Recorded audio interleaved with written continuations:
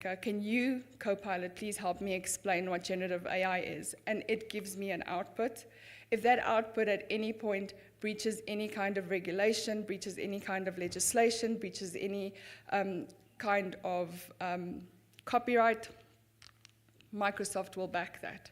Microsoft will take that on themselves because we believe the technology we've built is that good and it can be trusted.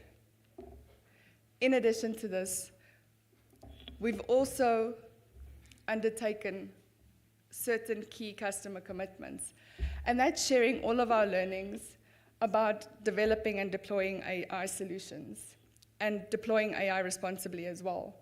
We've created an AI assurance program, but we also support any of our customers as they implement AI systems responsibly. So we walk the journey with them, and we give a lot of learnings, and we share a lot of what we've done in a similar instance as well to help.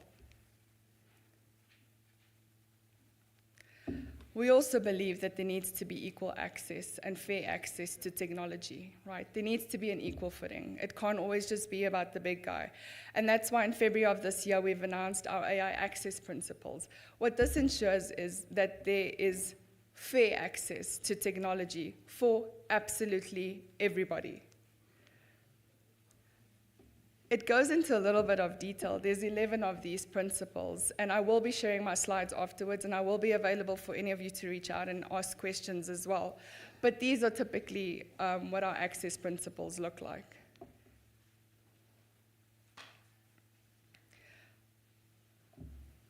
And what we've done in addition to that is we've signed to the Tech Accord to combat deceptive AI in elections.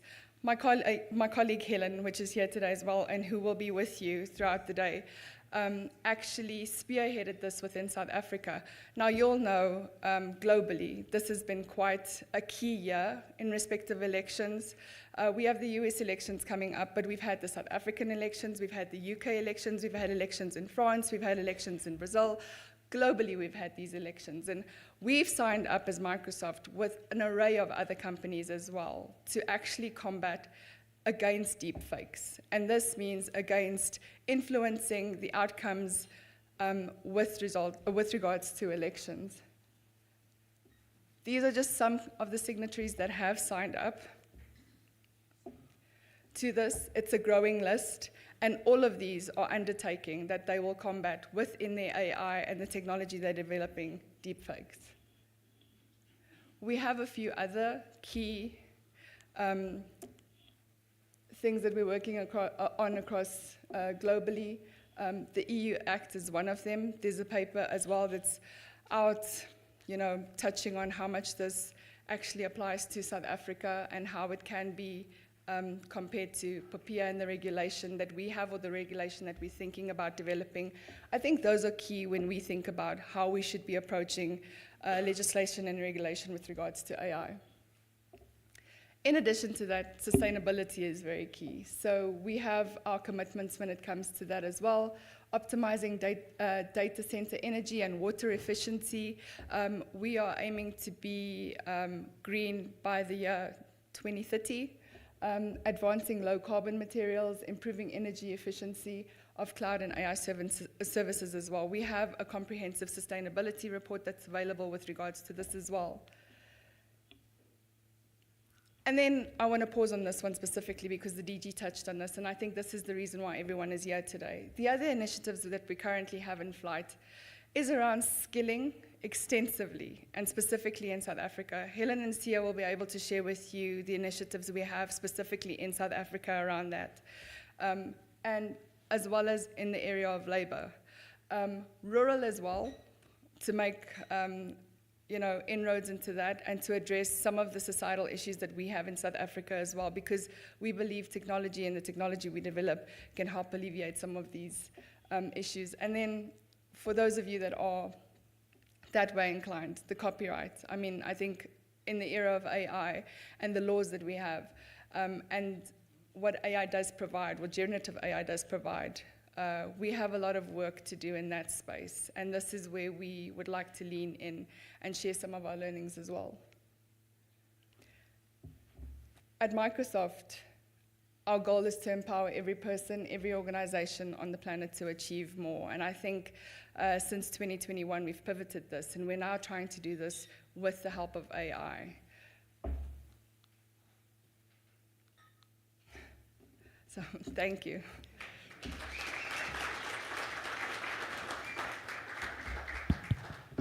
Andrea, before you leave, we are beginning to have a little taste about what AI is all about. So we're just getting warmed up. Okay.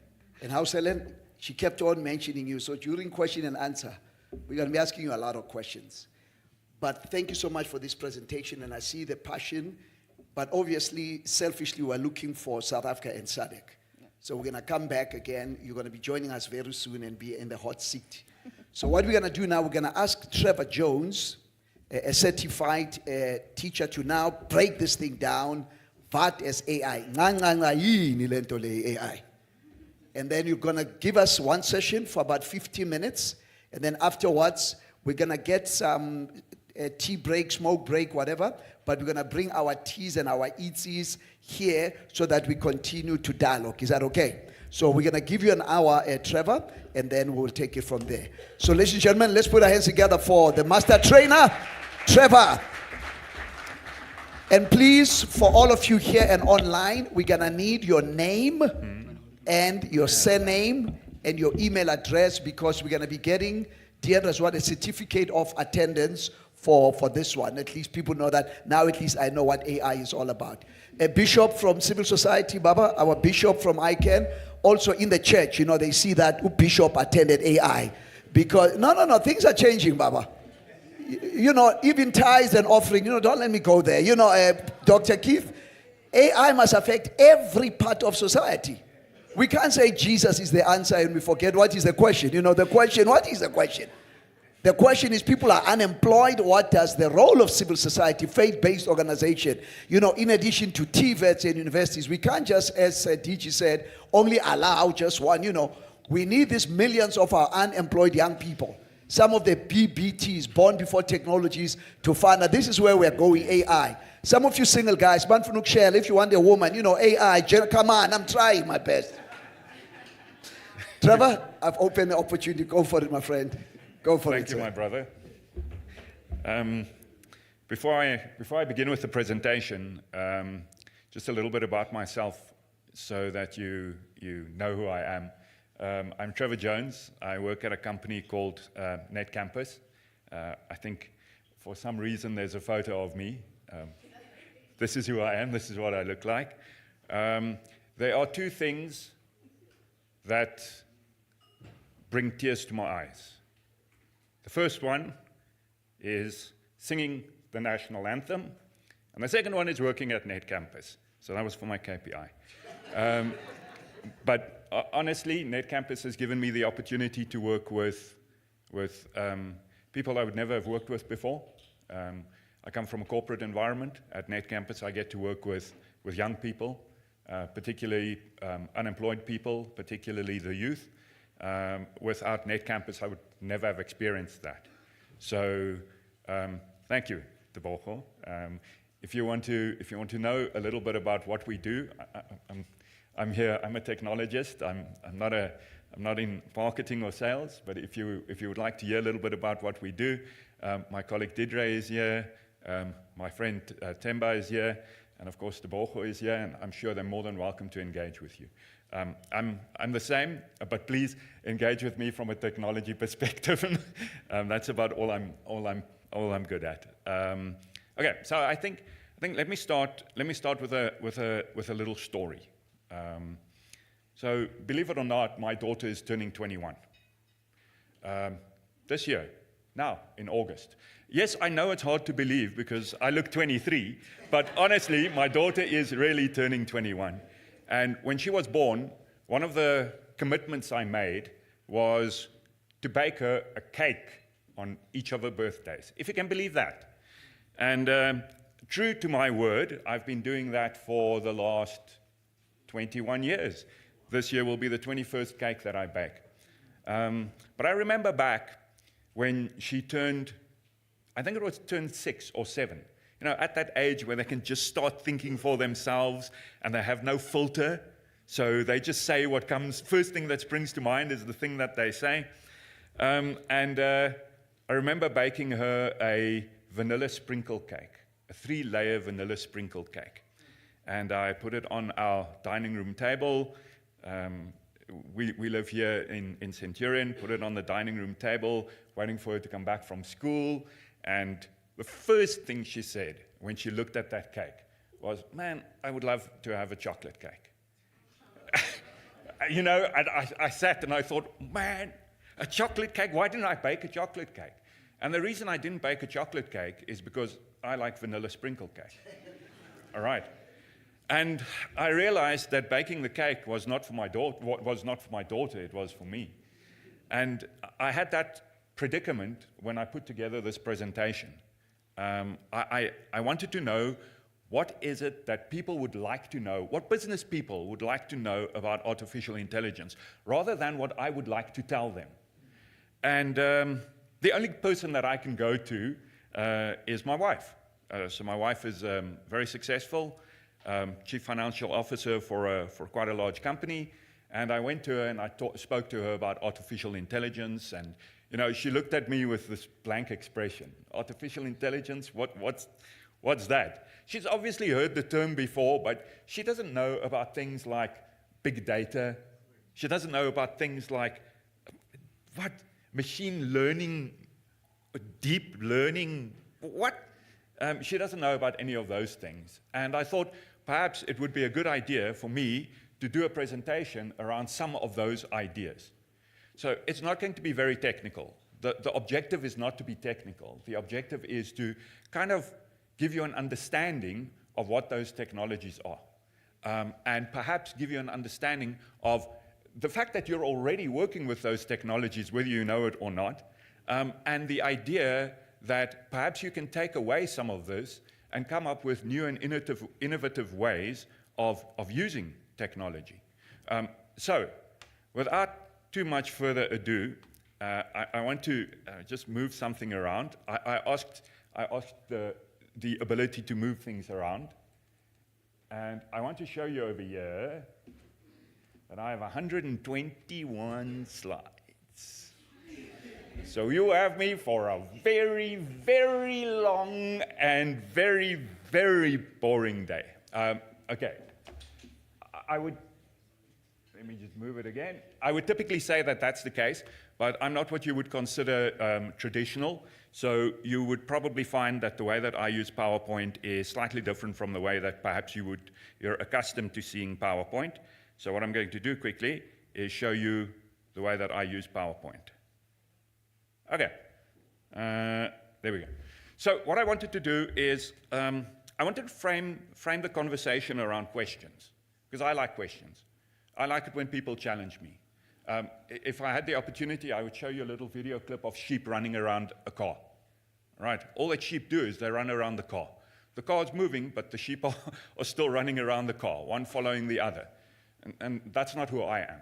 I like to be challenged. I work with people who challenge me all the time. I work with people who allow me to challenge them.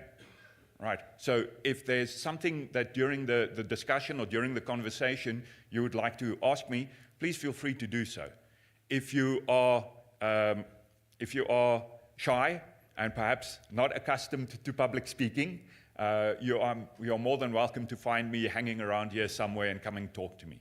I look out here and I see, the only people I see here are my brothers and sisters, all right? So you are more than welcome to phone me, you are more than welcome to email me, and I'm happy to have a chat with you, all right? Okay, so the 3 questions that I want to phrase the conversation around are up there. I'm sure that I don't have to read it, so let me rather just talk about them. The first question is, what is this thing called artificial intelligence? And perhaps, how do I interact with it? Have I seen it before? Do I know about artificial intelligence? The next question is, what does artificial intelligence mean in the modern world? So my plan here is to talk a little bit about things like big data, right? I don't know, we've all heard big data before, but do we really know what big data is? I mean, if I think about it, is a terabyte of data big data? You know, what is it? Do we know? What is machine learning? Let's get an understanding of what machine learning is. And then let's look at deep learning. I don't want to be too technical, but perhaps I can draw a few diagrams and entertain you with my Microsoft Paint skills. And the final question that I would like to answer is, so what? All right, so what? Now we know about all this amazing artificial intelligence stuff, but what does it mean to me? What does it mean to me as an individual, and what does it mean to me as my organization? How am I going to leverage this? And I have some, if there's a little bit of time, I have some successful implementations of artificial intelligence that I'm happy to share with you. All right, both from South Africa and the rest of the world. Right, so having said that, let's start off by talking about what artificial intelligence is. And the fact is that you are experiencing artificial intelligence on a day-to-day basis. You might not even know it. All right, the first thing that I'll say is pull out your phone. Who has an iPhone? Yes, pull out your iPhone and ask Siri to phone your husband. All right, or your boyfriend, or your girlfriend, if that's what you like. Yeah, you have Google, pull out Google. All right, pull out your phone, enable your Google. All right, same with Bixby. These are forms of artificial intelligence. And if you ask me, well, you know, how is that artificial intelligence? Can you for a moment imagine how difficult it is for a computer to not only hear, but also understand the human voice? Can you imagine how difficult it is? How long did it take us to learn to speak? And then how long did it take us to learn to understand? I think my daughter only spoke when she was like 5 years old. Now, it must have been about 3 years old, right? 2 years, maybe 3 years. I think her first words were daddy. But it might not have been. I like to say that it was. So not only do these devices understand what we say, they can interpret what we want and deliver it to us. All right? And imagine that my accent is probably different from your accent. And they have the ability to distinguish between the different accents. How do they do that? How is that even possible? All right. Have you thought about the technology behind that? That is AI. All right. Me, I must say, in my old age, I'm quite lazy. I prefer to sit on my couch on Sundays while there's cricket on or some type of sporting event on and read a book. Right. Unfortunately, I don't often get to do that because I have 4 dogs. Well, I don't really have 4 dogs. My wife has 5 dogs, 4 of which run on 4 legs. The other one she uses just to carry heavy stuff. All right. So my dogs are generally running up and down, in and out the house all day long. And I hate it, to be honest with you. But I love my wife, and when my wife says she wants dogs, guess what? She gets dogs. All right. So I'm forever walking around with a broom, sweeping up after these mutts. I'm forever pulling this vacuum cleaner, which is the size of a little car. I'm forever dragging this thing around vacuuming. No more. I now have one of these. This is a robotic vacuum cleaner. The first time I saw a robotic vacuum cleaner was probably about 10 years ago. I went to visit a friend of mine, and there was this little thing running around on the ground. They had decorated it with fur, so it looked like a cat. But to my great surprise, I find out that it's a vacuum cleaner. And I start talking to him about the vacuum cleaner, and lo and behold, this vacuum cleaner has the ability to learn about the environment in which it operates. So it learns about the size of the room, the dimensions of the room, and it can move around. And not only can it move around and clean, but when it needs to be charged, it can move to a power point and charge itself. What? And people say artificial intelligence is the future. No, artificial intelligence is not the future. Artificial intelligence is the now. What the future is what we do with artificial intelligence. All right. What about self-driving cars? This is a dream of everybody. Just do a simple Google search, and not my dream either. Mine's more about Mine's more about a robotic wife. That's my dream. An artificially intelligent wife. Yeah. Most people have the dream of no, my wife's not here, so I can say these things. Is it being recorded? Oh my word! Oh my word! Self-driving vehicles is a dream of most people. I prefer to be hands-on myself. I don't mind if the car drives me around, but I still at least want to have the ability to press the buttons when I feel like it. Do a quick Google search. Go and do a quick Bing. Rather do a Bing. Do a quick Bing search and search for artificial intelligence and see where it leads you. And I'm sure that along the path that it leads you, you're going to have self-driving vehicles. Can you for a moment imagine the type of data that's needed by a car to be able to drive itself? And not only drive itself, because driving itself is one thing, but understanding the best route to take at any given point in time. Can you imagine where all that data needs to come from? That data needs to come from traffic cameras. It needs to come from us, our phones. Who does not have Waze? We all have Waze, right? Yeah. Feeding all of this data into some repository where an artificially intelligent service has the access to this data and can determine in real time what the best route would be to get to the airport now. Not 10 minutes ago, but right now. Can you imagine? Can you imagine? That's what artificial intelligence is already doing for us. Think about cricket. Who likes cricket? Does anybody watch cricket? I tell you, I introduced my wife to cricket. Boring. Hey, then you're watching the wrong cricket, my friend. IPL is all I can say. It's so bad. I introduced my wife to cricket when I met her, about 25 years ago. So I've been married to her for about 23 of those 25 years. But I'm only 23. So I introduced my wife to cricket many years ago, and to this day I regret doing it. My wife is a cricket fanatic. All right, next year she's convinced me to take her to India, of all places, to go and watch the IPL for a month. So I'm going to put in leave over that IPL period, just by the way, because she wants to go and watch the IPL for a month. I enjoy cricket, I must admit, but sometimes I don't want to watch a 4-hour match. Every night of the IPL, 4 hours of cricket. Saturdays and Sundays, 8 hours of cricket, because that's what my wife wants. Don't I want to just watch the highlights? How do I know what the highlights are? I mean, if you think about those TV producers, and they have to put together this highlight reel and this highlight package, can you imagine? At any one event, they have 20 cameras. And those cameras are all filming at the same time.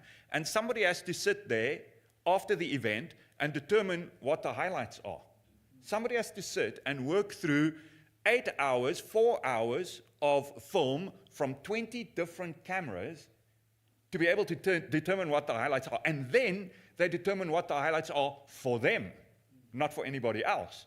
Because maybe what the highlight is for you and what a highlight is for me are two completely different things. Right. What about artificial intelligence? Why can't we use artificial intelligence? This is not even a question, because this is what's currently happening.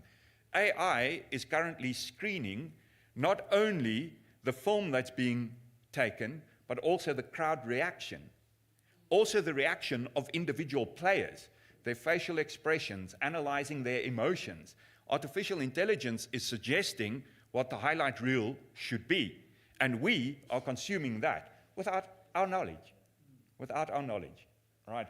What about things like Netflix?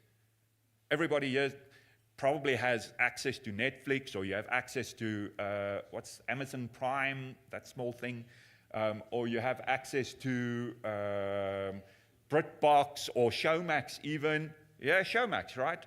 So Disney Plus. Who has Disney Plus? I have Disney Plus because my son is in India.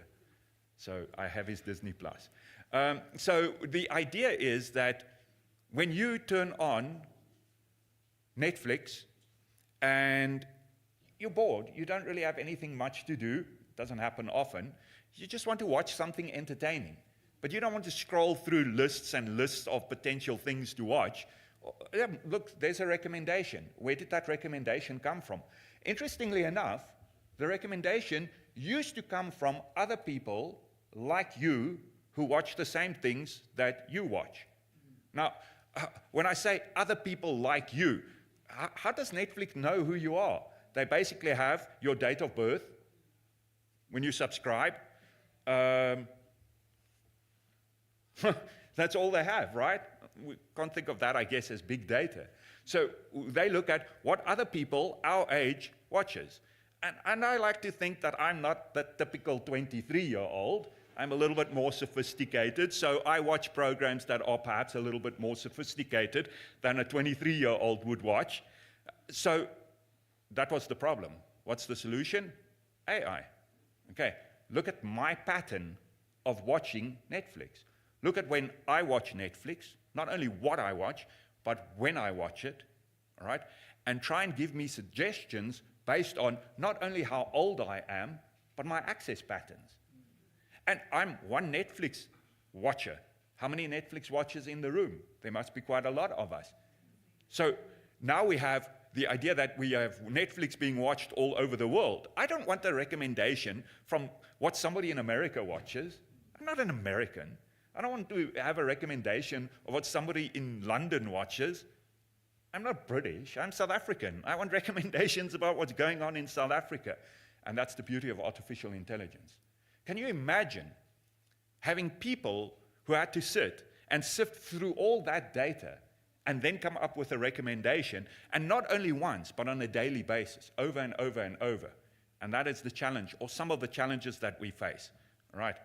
So the previous examples that I tried to share with you are all examples of artificial intelligence in one way, shape, or form.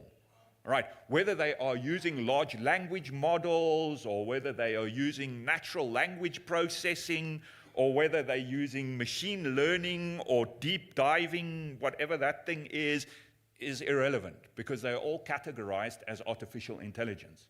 So before we can continue, we need to have a baseline to work from. And the baseline that we're going to work from is a definition of artificial intelligence. It's a relatively common definition. And I'm not big into reading. Well, I am, but I'm not big into reading screens. So for me, if I think about artificial intelligence, I think of something that's trying to simulate or mimic me. Okay, perhaps not my arms and legs, perhaps not my body, but my brain. Okay, the way that I think, the way that I experience, the way that I cry when we sing the national anthem, or I cry every Monday morning when I have to go to work at Net Campus because of the joy that I feel in my heart. All right, that's what I think of as artificial intelligence. See, KPIs, I'm knocking those KPIs. So for me, that's artificial intelligence. All right. Now, where are we in this journey? Because artificial intelligence, we like to say that it's the here, it's the now. But like everything, it is something that changes and adapts as time goes by. So the artificial intelligence of yesterday is not the artificial intelligence of today. And the artificial intelligence of today is not going to be the artificial intelligence of the future. Right? And that brings me to the next question. What are the different types of AI? Now I'm going to be, what's the word? Fast. Okay. Did you see all of that? Okay. Say thank you, because we just covered, 8, 9, 10 slides. So deduct that off the 121. All right. Okay, so I wanted to go through them quickly because I wanted to spend a little bit of time on each of them. All right. So what you see over there is what is referred to as, I don't know, I suppose I can call it ANI, right? If you can't spell, it's actually referred to as ANI, right? Artificial Narrow Intelligence, all right? Think about a text reader, something that can read text and turn it into voice, all right? Or think about something that can listen to what you say, dictate, listen to what you say, and convert that into text. It can do one thing, and one thing only. That's what artificial narrow intelligence is. An intelligent system that can think and act like a human being to a certain degree, but it can only perform one task. Right? I'm a chess player. I'm not very good at it, admittedly. But I always think that you don't have to be good at something to enjoy it. So I enjoy playing chess. And one of my favorite toys at home is I think it's a 1996 Kasparov chess computer. All right. Yeah, it still works really well. Still beats me on like level 4 of 8. So I'm quite disappointed that I haven't played chess better. However, it can only play chess. It does not know how to play checkers. All right. I'm sure I can whip it when we play checkers. But it doesn't know how to do that. Another example of artificial intelligence, perhaps something which we refer to as AGI, or artificial general intelligence. So artificial general intelligence, I would suspect, is acting more like a human being. All right. Perhaps not with the emotion that a human being has, but thinking more like a human being, more like the human brain works. Most of us, all of us, I assume, I know, we can perform multiple tasks at the same time. Right? And we know how to perform multiple different tasks. I can, for example, talk to my wife while I'm driving, all right, while I'm playing with the dog on the back seat. So those are 3 things that I can do simultaneously. Artificial general intelligence. All right? Not only doing 3 things simultaneously, but doing multitudes of things simultaneously and experiencing it as if it were a human being. All right? But it's not. All right. At this point in time, and I guess I'll make a bit of a controversial statement, but it's something that I'm happy to debate. At this point in time, we're on the cusp of AGI, right? Meaning that AGI is still there, while we have artificial narrow intelligence here right now. The next one that I have over there is artificial superintelligence. So rather than just being able to perform multiple tasks and experiencing things like a human being would, emotion included. All right, not only about reading human emotion, but perhaps also about displaying human emotion. Can you imagine a machine, a piece of software that can understand my emotion and feel that emotion with me? Okay. Then we have some technology-based artificial intelligence, or function-based artificial intelligence. All right. Reactive machines. A chess computer is a reactive machine. All right. Why is it a reactive machine? Because it does not learn. It does not store memory. All right, you turn it on, you turn it off, you play, you turn it off, there's nothing that's going to be saved. It's a reactive machine because it looks at the move that you just made and makes a move to compete with that move and plans 3 or 4 or 10 moves ahead. But it does not learn from experience. All right, how do we learn? How do we learn? Well, I tell you how I learn. I learn based on material that's available to me. So books, I love reading. Hint, hint, wink, wink, nudge, nudge. So I love reading. I have millions of books. I love listening. I love listening to people. If you have a story that you want to share the story with me. I'll take that story and I'll tell the story to somebody else. Hopefully somebody else can learn. All right. And I learn from doing. Right. So this brings me to limited memory, learning from doing. So not only learning about chess moves, but being able to save what I've learned and being able to recall that at a later stage, and then apply that knowledge and that experience that I've gained. The idea is the more I do, the more I learn, the more I can save, the more I can recall, and perhaps the more I can share. Right. So that, I think, is the idea of limited memory. And then theory of mind, taking it beyond our current capabilities. Again, With the function-based, it's about emotion, right? Understanding emotion. Not necessarily feeling emotion, but being able to understand emotion, right? And I was jokingly saying that I would love to have a robotic wife. Let me tell you a little story quickly. So what a lot of people don't know about me is I'm a very active person. It doesn't look like it, but I am. I particularly like fighting. Okay, yes, I like fighting. I do various styles of karate. Not very good at it, but I like it. I like jiu-jitsu, and I broke my foot in a fight. Well, I didn't break my foot. Somebody else broke my foot.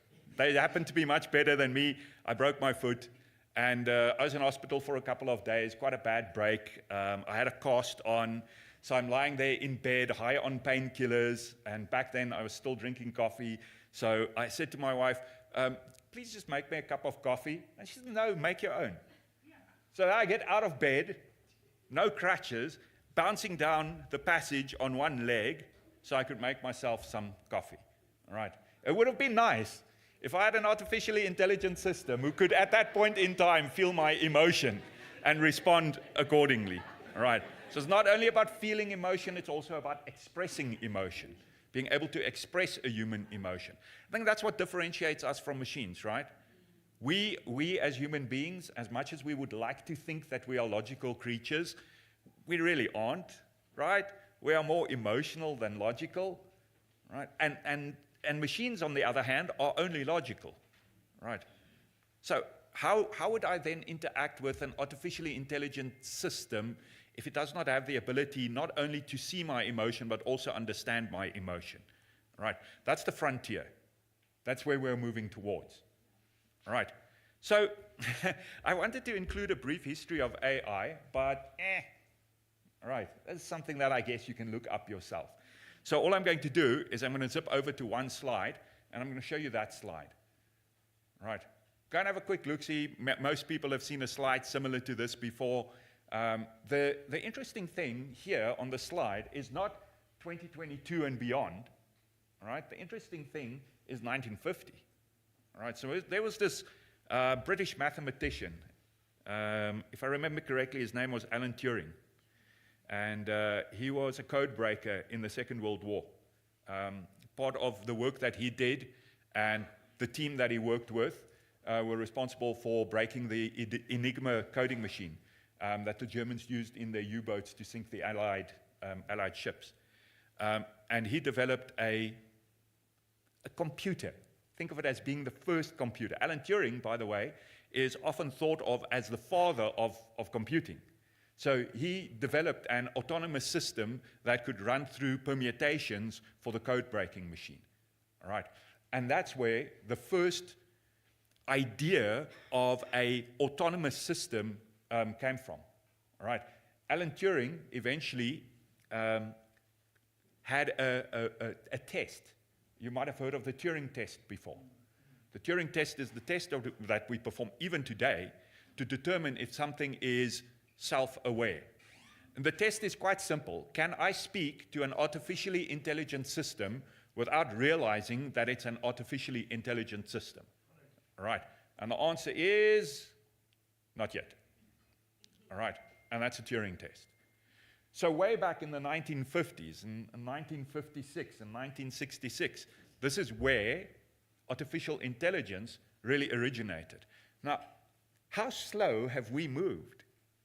Because where are we now? We're in 2024. 1956 is 1950. How many years ago is that? That's like 74 years ago.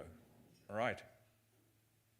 But we all know that the rate of adoption and the speed that technology progresses is tremendous. So where we are today is not where we're going to be tomorrow. Right. And I don't want anybody to fall off the boat, be left behind, so to speak. Right. It's not about now, it's about what we do tomorrow.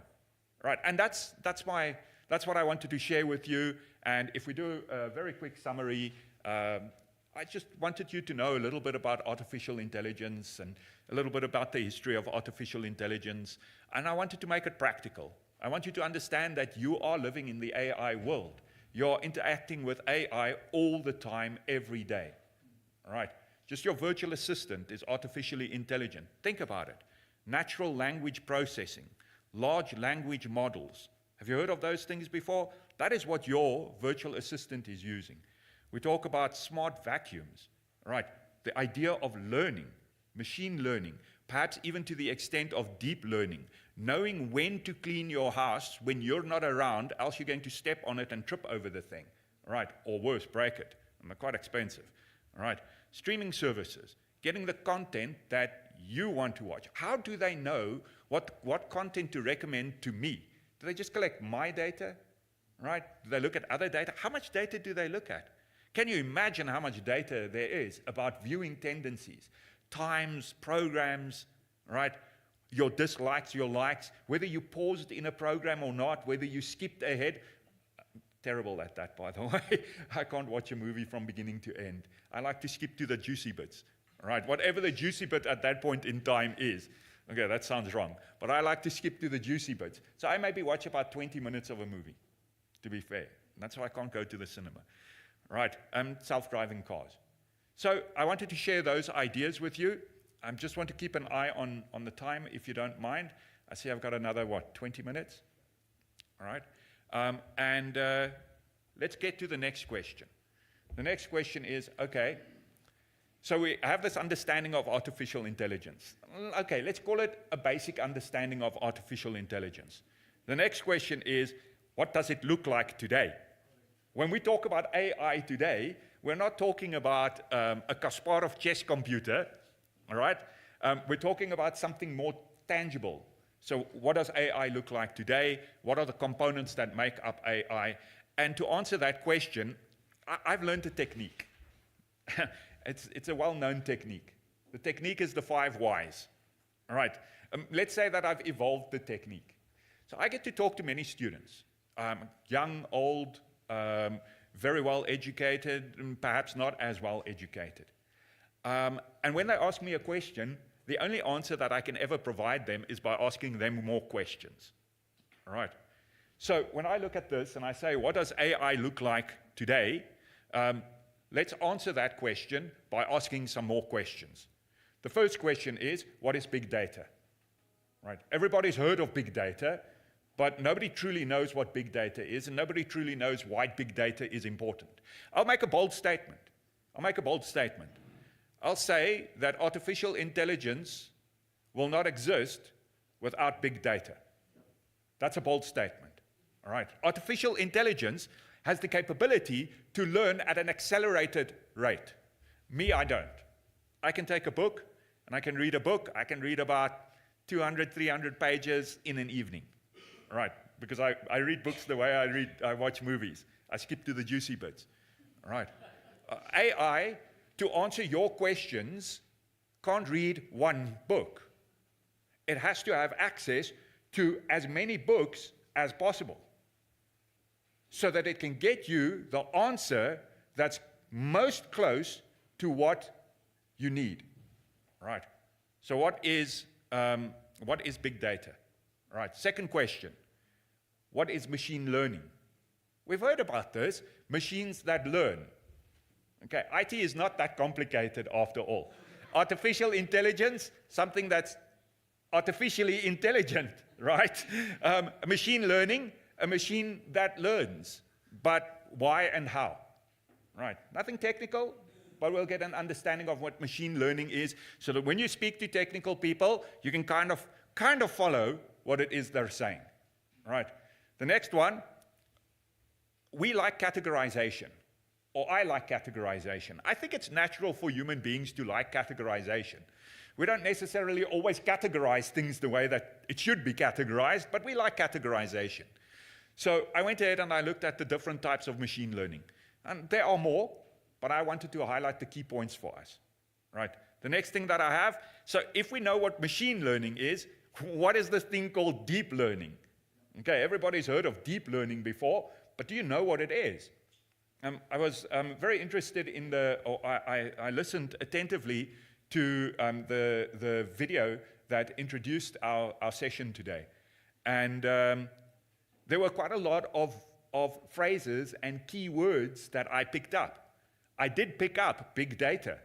I did pick up machine learning. I did pick up deep learning. And I saw everybody here, yeah, I know what that is. Yeah, or at least we pretended to know what that is because we don't want to look like a fool to the person sitting next to us. I'm exactly the same. I often nod my head when I have no idea. When Temba talks, for example, Temba is a sales marketing guy. When he talks, I no, Temba, that's absolutely right. I don't know what he's talking about because I'm a technical guy. I don't know much about that stuff. Right. So what I want to do is I want to put you in a position where you can walk away from here and you can have an idea. Right? Nothing technical, but at least an idea. So that when we meet outside and you say to me, hey, Trevor, that deep learning thing that you spoke about, man, that resonates with me. Eh? I can see those neurons in my brain firing. All right, so that's what we're going to do. We're going to look a little bit at deep learning. And we'll move on. And if you are interested, we'll look a little bit about how it works, how deep learning works. What's the idea behind a neural network? And the idea, here's an idea. Okay? Light bulbs don't only have to be on or off. What? Well, yes. A light bulb that is off, then it's dark, or a light bulb that's on, then it's light. What if I tell you that there's a spectrum in between dark and light? It's kind of like in South Africa, right? On the one hand, you have white, on the other hand, you have black, and in the middle, you have all of us. All right, so that's the idea. I come from Cape Town. I'm neither. All right, so the idea is we have this spectrum, and can we use that spectrum for something? All right, and that's the idea of how does deep learning work. And this is the Cape Townian coming out of me. You must let me tell you my story about push notifications. All right, at some point in time, when there are no ladies around. What is natural language processing, or what we think of as NLP? All right, and that's the question. Those are the questions that we'll use to answer the first question about what does modern AI look like. All right. So I have some ideas about big data. What is it? Well, the obvious answer is that it is a huge volume of, well, one of two obvious answers. It's either a D that's very, very big, right? Or it's a huge volume of data that's being collected. But not only is it being collected, it is also being preserved. Right? Why do we want to preserve it? We want to preserve it because if we have the data, we can interrogate it. And if we can interrogate the data, we can turn that into useful information. And why do we want useful information? Because useful information is what we use to drive decision making. Right? But we have limited capability. We have limited capacity to interrogate this vast volume of data that's being collected. So how long does it take me to read a book? Well, 200 pages, maybe it takes me an evening, and then I'm skipping a whole bunch of things, and who knows whether I'm skipping something important or not. It might be hard to save a life. I read the part where you have to smack the guy on the chest, but I leave out the part where you have to massage the heart. So I'm sitting there smacking the guy on the chest. Okay, that's the problem with big data. There's such a large volume of it that it is very difficult for us as human beings to be able to interpret this large volume of data. I'm using my brain when I interpret it because I'm not only reading it, I'm trying to understand it. I'm trying to contextualize it. Right? That's what AI can do for me. AI can read it, understand it, contextualize it, and present me with an answer if I want to ask a question. All right, here's an example. So there's a financial institution, large financial institution. They're based in South Africa. They have a number of branch offices or number of offices throughout the rest of the world. And one of their challenges is compliance. All right, compliance to legislation, regulatory compliance. I don't know. I also studied law once upon a time, and then I got involved with technology. And one of the things that I hated was reading the government gazette. All right. But the government gazette notifies us of important legislative events. So here we have a company whose business is in the financial industry. they have government gazettes coming out. How often are they? A week? Every week, I believe, right? So every week. So what happens now? Somebody at that company has to get the government gazette and read it from end to end. And I bet you the way that they read it is the way that I read it. Skip, skip, skip, skip. Oh, okay. Hit him on the chest, but forget about the heart massage. All right, so that's the challenge at that organization. Artificial intelligence is the solution. The solution will fetch the government gazette from wherever it is published, all right? Read the government gazette, so to speak, read the government gazette, take the information in the government gazette, write it into a database system, and when I ask questions of this artificial intelligence service, not only will it go and look out there in the big wide world of large language models for an answer, but it will also reference my local language model. How amazing is that? All right, and think about the applications. Think about the applications for that in education. All right, not only relying on what is out there on the internet, but also relying on our knowledge and our experience. Because we're different from, I always think of us and them, right? Us being here in South Africa and them being everywhere else, right? So we can use our knowledge, our experience to answer questions, everyday questions that people in South Africa want to ask, all right? Imagine that. Now for that, we need big data, all right? So what is big data? Large data sets, right? Large data sets, large volumes of data. But not only large volumes of data, but large volumes of data that has to be processed, that has to be analyzed. Data in and of itself is of no value to me, all right? What I need is I need information. And I can have data coming from a multitude of different sources. And what I would like to do is I would like to take that data from all these different sources. I would like to analyze it. I would like to get the result of that analysis. That is what drives decision making, all right? So for big data, I always talk, everybody always talks about the 3 V's for big data. Okay, so the first one is volume, huge amounts, variety, typically from lots of different sources, and velocity all the time, coming in at a rapid rate. That's what big data means. Back to my example of a self-driving vehicle and how complex a self-driving vehicle actually is. The idea that we're getting data from traffic cameras, right? We're getting data from other people's phones, their Waze, about traffic conditions. We're getting telemetry data from the vehicle that I'm traveling in, revolutions, engine revolutions, speed, and etc. And all of this data is being collated into a program that allows me to sit back, read my book in traffic, while it navigates the route to the airport in the best possible way. Big data. Without big data, there can be no AI. Now, to give you examples of big data, every plane, every helicopter in flight is fitted with a flight data recorder, right? That flight data recorder, you believe it or not, it collects data from hundreds of sensors throughout the plane. It collects data of the pilot, communicating with the co-pilot, communicating with the passengers. What if I were to tell you that a flight data recorder like this collects in the region of 10 terabytes of data in 30 minutes? All right. I flew to Morocco, as a matter of fact. We were in Marrakesh. It was a fantastic event. How long did we fly to Paris? 11 hours? 11 hours, okay? So 11 multiplied by 10, that's 110 terabytes of data, multiplied by 2, that's 210 terabytes of data for one flight on one aircraft. Can you visualize 210 terabytes of data? I like to pride myself in a collection of DVDs which has been converted into movie files. Some of the movie files that I have, they're 4 gigs in size, all right?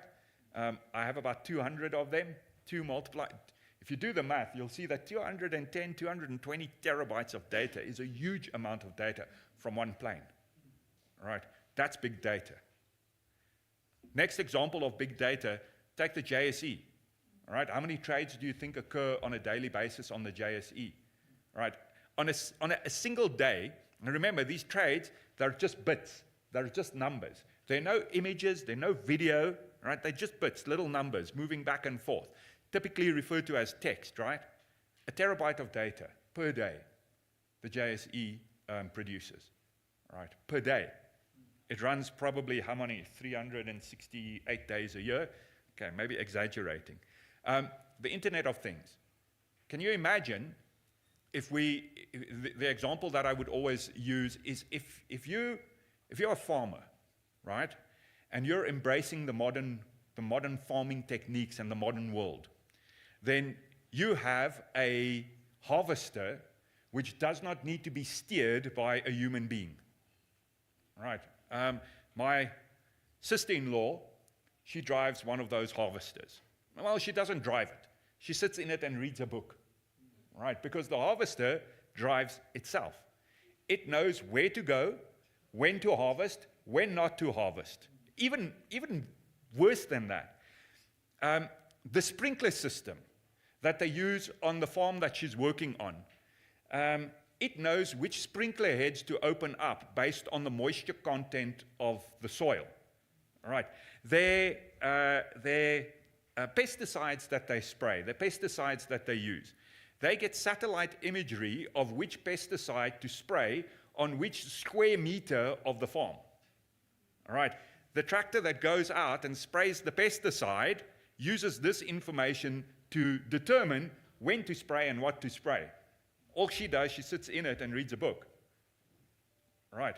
Can you imagine that? Now, how is that possible? The Internet of Things is how this is possible. There are sensors spread throughout the farm, believe it or not. Every vehicle, not even every vehicle, every square meter of the farm has some type of sensor somewhere. And what does the sensor do? It sends this telemetry data to some type of central repository where this data is then saved and ultimately used to deliver pesticides, fertilizer, irrigation. Amazing, right? Can you imagine the amount of data that's being collected by each of those sensors?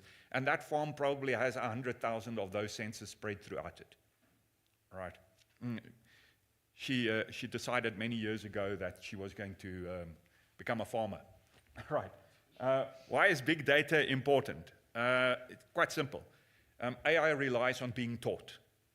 Right, like us. It has to be taught.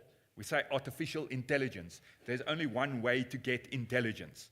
It's to be taught. It's to be educated. Right? You can educate yourself. Somebody else can educate you. Right? The amount of data that's available to us determines the speed of that education. We have limited capacity. My brain has limited capacity. I have to sleep at some point in time. An artificially intelligent system does not need to sleep. Right? We can talk about 99.9999% availability, which means that on a yearly basis, it has the ability to be offline for how long? I think it's like 53 minutes. If I could read all day long, and I could read from multiple sources at the speed of artificial intelligence, I'd be the smartest person around, and I would kick Garry Kasparov's backside when it came to chess. But I can't. All right. So without big data, you're not going to have AI. That's the sad fact. All right. Another reason why big data is important, or perhaps a consequence of artificial intelligence and big data, is we're collecting more and more data today than we've ever collected before. All right. We are collecting huge amounts of data. And because of those huge amounts of data that we have, AI has become smarter. It has become more intelligent. And this is a vicious cycle, because as AI collects more and more data, AI becomes smarter and smarter. And eventually, AI is not going to be collecting the data, but creating the data. All right? And learning from the data that it created and become more and more smart. All right? That's the idea. All right? And I dare say that because of the advent of big data, AI got the boost that it needed and the investment that it needed because it's impossible for us to analyze all of that data. All right, I've done some data analysis before, data analytics before, and yeah, my brain stops operating at maybe 100,000 lines of data. AI doesn't even consider 100,000 lines of data significant. Right, and that is the idea of big data. I'm just keeping an eye on the clock, and I'm 3 minutes short. So I'm going to stop right there, and I'm going to ask you if you have anything you need to ask me. I'm an open book. I'm more than happy to engage with you here or when we take a break. All right? Nothing. That either means that I'm amazing at my job, or it means that you are amazing students. But it does not mean that I do a bad job. Yes. I know you're sitting right at the back. Do you want to ask the question when I...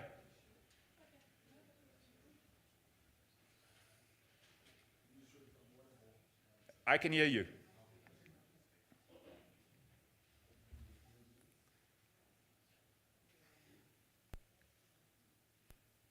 My own.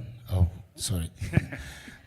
Morning, ladies and gents. I've been listening to the whole presentation about AI, but there's two things I'm very worried about that you guys are not tapping into. Firstly, the Honorable Doctor spoke about the elite using the information collected by AI to do their own deeds. I could call it that. And we collecting all this information to use back with the AI, how safe is it for us? And within the future, how is it gonna be okay for AI to have all this information and we have control over it? Or is it gonna be ending up having control over us? I would, okay, so there are two schools of thought. All right, there are two schools of thought. I'm kind of in the middle, if you ask my humble opinion. The first school of thought is that AI is terrible, all right? And what AI is going to do is out there to get you, all right? So access to all this data is a terrible thing because AI has the potential of using this data in a way that it shouldn't be used, right? I imagine for a moment, if we look at medical history, yeah, if the medical history data is not secured, and AI gets hold of the medical history data, it's entirely possible that AI will publish this data on the internet. Who knows? Who knows? Right. Second school of thought. AI is a tool. AI is not self-aware. It is a tool created by human beings and will be used by human beings the way that human beings see fit. Right. That's the second school of thought. I'm kind of caught in the middle, if you ask me. I think that it is us, people, who determine the direction that AI takes. If we want to abuse it, we will abuse it. We can put measures in place to ensure that the abuse of AI can be detected. Certainly, that's what we can do. We can put countermeasures in place. We can put legislation in place, right? But AI is not autonomous. AI is not something that's just going to do what AI feels like doing, right? And it is up to us as people, as human beings, to manage that. And the way that we're going to manage that is through governance, through legislation, through education. That's how we'll manage it, right? Not the answer you want, but the answer I can give you. If you want to talk a little bit more, find me outside. Trevor, there's a question here online. What about veracity? I thought big data have 4 V's for what I know. Okay. The fourth V says that what they think it's at 4 instead of 3 V's. You mentioned 3 V's. I'm happy with veracity as well. Okay, they're listening, they're watching you. Great. Yeah, no, I like being Can we have watched. the last question because T's ready? Go ahead. No, I like being watched. I like being... Guys, if you have one thing about me, right, and you'll find this if you get to know me. I hope I get to know some of you. If you get to know me, you'll find that I don't mind being steered in a different direction. Right. Sorry, I just wanted to question specifically as we're here discussing education. Just in terms of AI and legislation, where are we at in terms of, for instance, students today using AI? What's the word I'm looking for? That's in plagiarism. an unprincipled or unethical. When are we finally going to catch up? Because a lot of schools are doing online.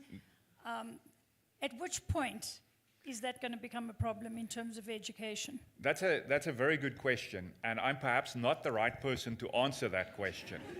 And the reason I'm not the right person to answer that question is because I have no, I only have one vote that I can cast, so I have no way of affecting legislation. But my daughter is at varsity. She's lucky. She got a scholarship, so she can study at varsity. And I shudder to think, or I can tell you from my experience, how many students are submitting their papers based on the output of artificial intelligence. So I was quite interested to listen to Microsoft, who say that they'll, anything generated by Copilot, they will ensure that they support you if you are, did I hear that correctly? If you are challenged with any output from AI. So let me ask you a different question. Okay, and let me be very controversial here. What does it matter? No, listen to my, now I'm going to argue. Listen to my argument, right? Why is there a calculator?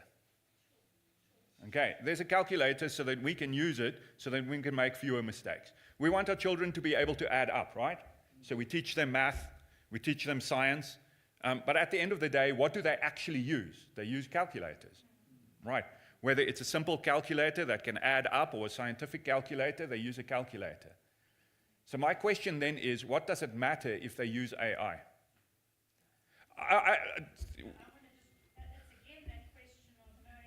Compressions and massage and not just doing compressions. I think in certain industries it's very critical that it will matter just in terms of... Like which industry? So I'm just thinking, for instance, medically speaking. Oh, no. Dr. Watson already can answer most of your medical 100%, questions. I don't want to be attended to by Dr. Watson. Yeah, I just don't think that we're there yet in terms of Yeah, that crossover. And Anyway, I would big debate. wholeheartedly agree with you. I would say we're not there yet. Okay. Okay. Yeah, See, that's me.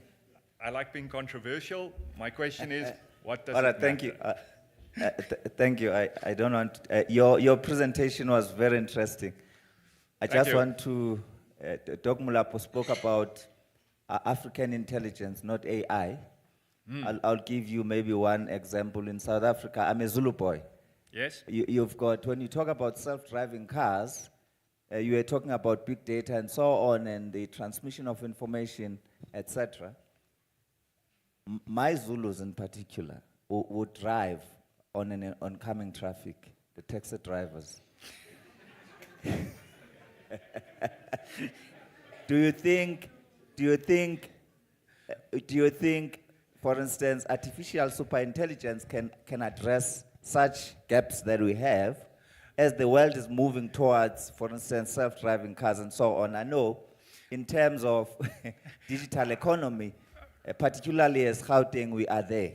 We are a bit comfortable, but with such behavior, for instance, can AI help us, particularly artificial superintelligence? Thank you. So that's a great question, and it's something that I've been philosophizing about. Should we have self-driving cars that follow the rules of the road to the exclusion of the input of human beings? Should we be able to fit a taxi, as an example? Should we be able to fit a taxi with a artificial intelligence system that prevents it from driving the pavement, or forces it to stop at a red light and stay motionless at a red light? Or perhaps when it sees a stop street, actually for a change, stop at the stop street. Or perhaps not drive over a solid line. Should we be doing that? But that's my question. Should we be doing that?